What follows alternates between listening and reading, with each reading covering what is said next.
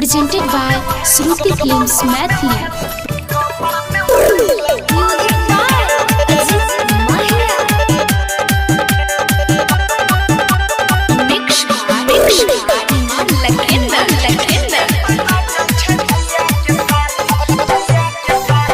चुतुर बुतुर देखै छियौ चलाकी अरे बंसिया चुतुर बुतुर देखै छियौ चलाकी वीडियो बनाबै छी साइट के अरे फोटो खिंचाबै छी साइट के ना बुझे भैया अरे बुझेबी तब न बुझबै आहो डीजे पर नचै छै भैया के साली कमर में ओढ़नी लपेट के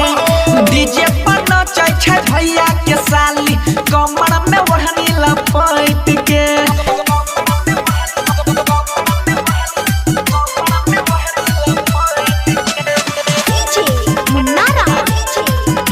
Presented by Shruti Films Maithili.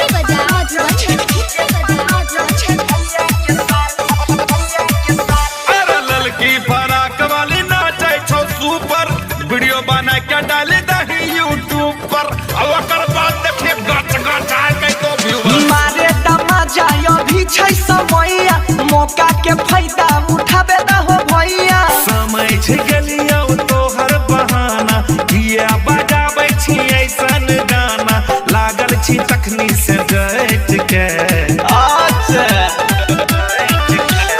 DJ पर नचै छै भैया के साली कमर में ओढ़नी लपेट के डीजे पर नचै छै भैया के साली कमर में ओढ़नी लपेट के मार दो न तखनी ओकर बाद लपट लपट के हमरा ने बोले लइगा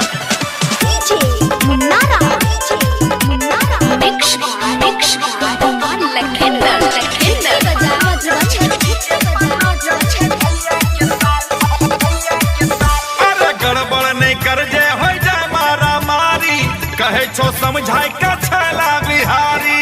अरे गोली चलबै तेरे पूर्वक ऐसन बात नहीं छै कोनो भारी छियै अपने घर के सब रिश्तेदारी सुने रे बंसी राइटर सोनू बोला सुने रे बंसी राइटर सोनू ई सब से रहे तो हट के